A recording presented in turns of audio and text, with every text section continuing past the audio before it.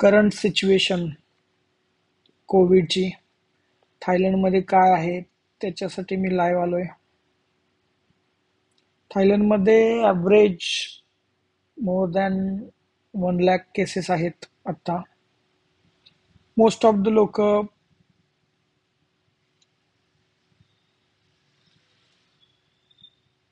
मास्कचा यूज करतात. ॲव्हरेज 50-60% लोक बाहेर गेला तर सर्व लोक आता घालायला लागलेत मास्क. म्हणजे अजून तरी परिस्थिती आटोक्यात आहे, बट असंच कंटिन्यू राहिलं तर जे 2019 2020ला जी परिस्थिती झालेली तशी परिस्थिती होऊ शकते. लेट सी, बघूया काय होतंय. कारण सिंगापूर, हाँगकाँगला पण आहेत केसेस, इंडियात पण थोड्याफार आहेत. पण इंडियात एवढी सिच्युएशन नाहीये, बट थायलंडमध्ये भरपूर केसेस झालेत.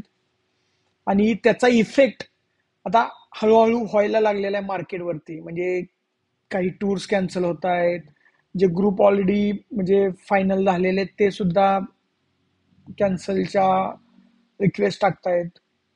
टुरिस्ट कमी व्हायला लागलेला आहे. म्हणजे एकंदरीत मार्केटवरती त्याचा इफेक्ट व्हायला लागलेला आहे. सो मी अपडेट देतच राहीन. बघूया आपण काय होतंय. हे ॲज ऑफ नाव आज 27 मे आहे, त्याची सिच्युएशन आहे आणि मी व्हिडिओ बनवतोच.